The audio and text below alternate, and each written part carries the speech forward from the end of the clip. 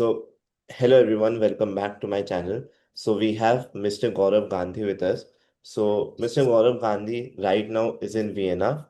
He is an expert based in open innovation, in university collaboration, strategic partnerships, and has more than 20 years of experience, mainly in TCS, but now he has a global outlook as well. And आपको लग रहा होगा कि he comes from a very, affluent background and why you need to hear this conversation. So, once he says about himself, you will know he's just one of us who took a lot of bets in his life. And अगर आपको लगता है कि वो gap matter करता है, वो academic switches एक प्रॉब्लम है, करियर कैसे बनेगा, he has done everything and he has it all. He has also written a book about how to change your careers, and right now that AI is so much prevalent. I think that book is also very important for you to read. So with that, I'd like to welcome Mr. Gaurav Gandhi. Thank you so much for spending time for our viewers and giving your insightful, you know, giving your insights on the journey that you have lived. I'm sure it will be really helpful for everyone.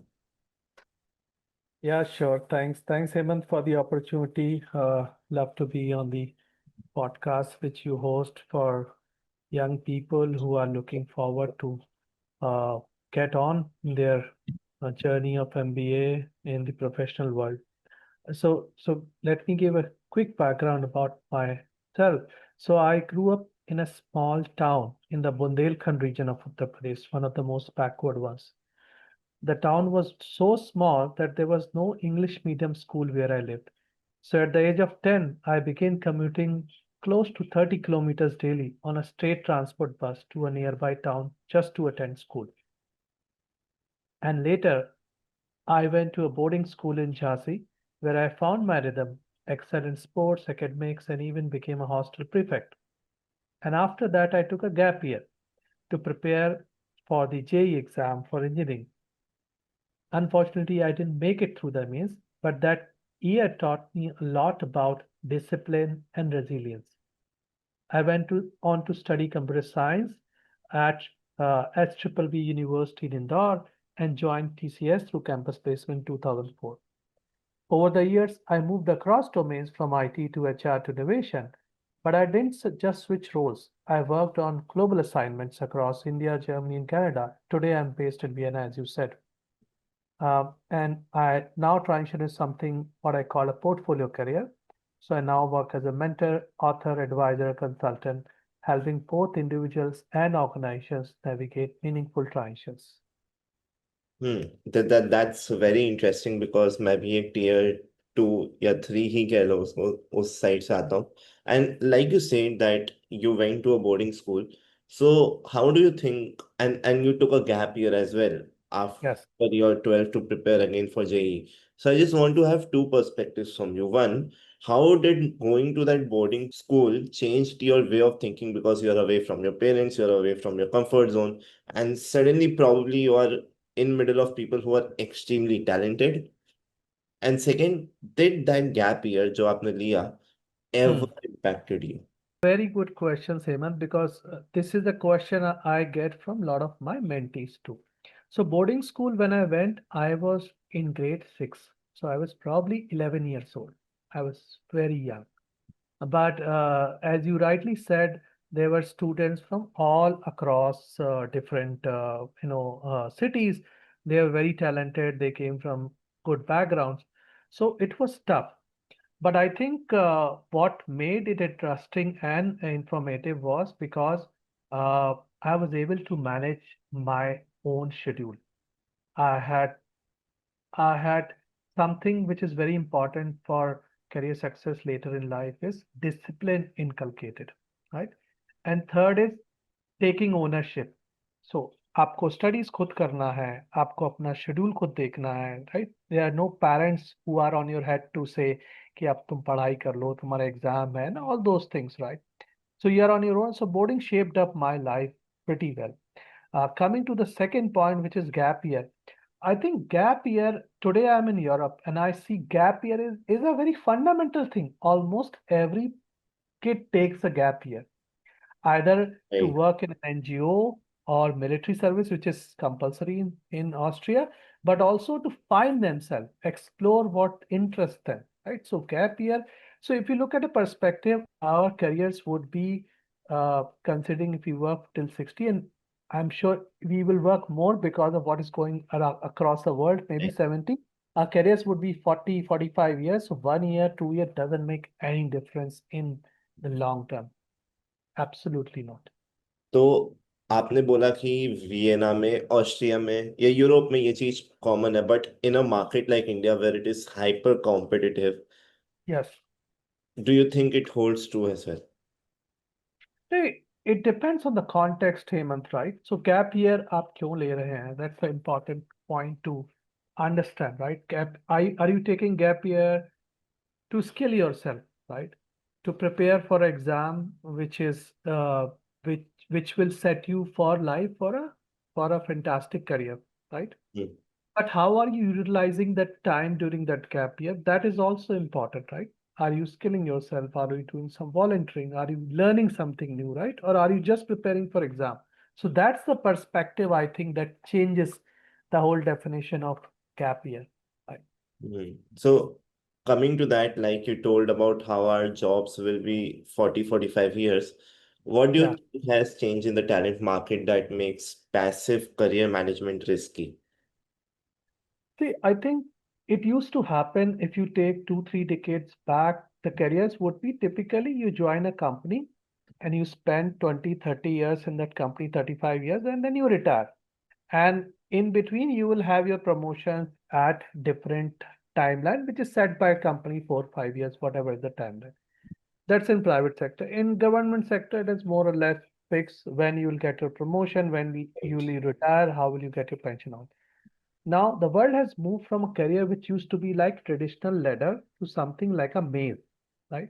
Even the top companies in the world today are firing and letting go people because of impact in a lot of things. So first impact is technology, of course, or in Of course. the emergence of AI.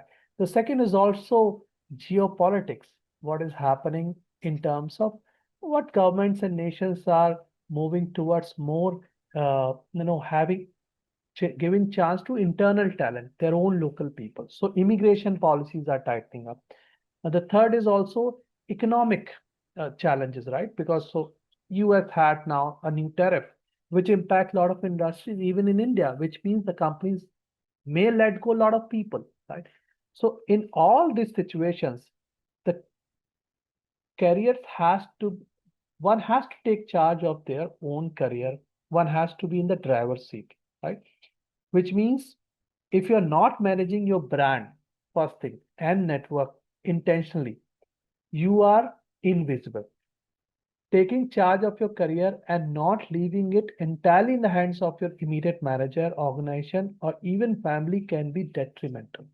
And that's why passive career management today is risky. Hmm. I can relate to it because I know the kind of chances I got because of my visibility, and I Yeah, think it will only become better with time. And जिस तरह से AI content generate कर रहा है, I think your originality and authenticity is what people will know you for, because AI can definitely generate better content, but absolutely. relatable content is something that you can only put up. So Absolutely. that is there. So I'm sure when you wrote your book about career, the career heist book, आपने research की होगी काफी, आपने अपने पुराने insights निकाले होंगे और आपके को ऑथर्स का भी इंसाइट उसमें आया होगा. So what is one data driven insight, I need date, that really shook you up कि अरे भाई ये भी होता है, ये तो मतलब कभी रियलाइज नहीं किया, but how it plays in the background in terms of career. See, both from our research for our book and my own mentoring journey for last decade, where I've been a mentor to hundreds of professionals and students, I noticed that more than 70% of them are stuck. When I say stuck, they are stuck in the jobs which they have no clue how to move forward, how to progress, how to pivot, right? Because they have never invested in meaningful professional relationship outside their teams. They okay. were competent but unknown. Right? So Can you this, elaborate this a bit for everyone? yes, yes. So people are often network with people from their own department, field, industry, domain. Mm. This you will often find. So if you see any of your friends, colleagues who work, say, in an IT company, their circle would be typically in that IT company. If they are a developer, front-end developer, they will interact with those. If they are, say, in marketing, they'll interact with marketing people, or they're in finance, they'll interact with finance or other departments. But what happens is if you interact with the people from the same domain, same department, same organization, both in person on LinkedIn, as you move forward in your career, you face situations which make you realize that your network is not broad enough. So Okay. the first thing what happens is when they would like to change their career to a different domain, Mm-hmm. they have no network to rely upon, right? So I moved from IT to HR to innovation, and all this happens through my own network. And I see a lot of colleagues and mentees have made that transition, but it was because they have broader networks to do that. Second, even if you don't want to change your domain, as you move up from an individual contributor to a manager role, you would have to work with other departments. And Right. if you want to progress faster in your career, you have to have not only transactional relationship with them, but a more deeper relationship, which only develop by having a wider network. So these are 2 points which basically, surprise me that why professionals are stuck in their career because they're not leveraging networking, broad networking enough. Great great pointers I think आप मुझे बता भी रहे थे जब हमारी conversation हुई how network got you to the you know Yeah, like biggest newspaper of Austria. Can you talk a bit about it so people actually know that you know it networking is not when you're just talking with people of your own origin as well कि ये नहीं कि सिर्फ आप Indian से बात कर रहे हो अगर आप मीनिंगफुल नेटवर्क बाहर भी जाके करते हो तो they will consider you over their own people sometimes because you took that extra step. yeah, absolutely, Hemant. And this will come out probably next week. But I just had an interview last week with one of the biggest newspapers in Austria, Kronenzeitung, and they were capturing the experience of expats.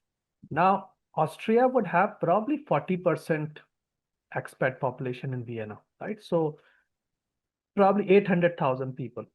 And they interviewed, when I say they, it is the business agency here, they interviewed 2 people. Now, how you can be part of such niche group if you have just landed in a country less than 2 years ago? And this is all, I would say, the power of network, right? Because I was visible, I was attending a lot of events by the business agency, expat club.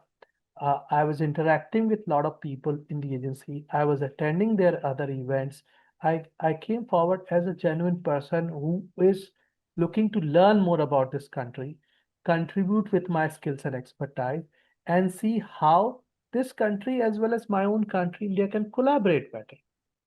Now, when you provide value to other people, organization, you basically are seen as someone who's different, someone who is visible, someone who can be shown to the world as an example, right? And this is where this landed me. And I have several other examples which I will share over the interview about this whole networking, what all it landed me in Austria. Great. So, circling back on this, because you have so much insight, so you wrote this book, Career Heist. What nudged you to write the book?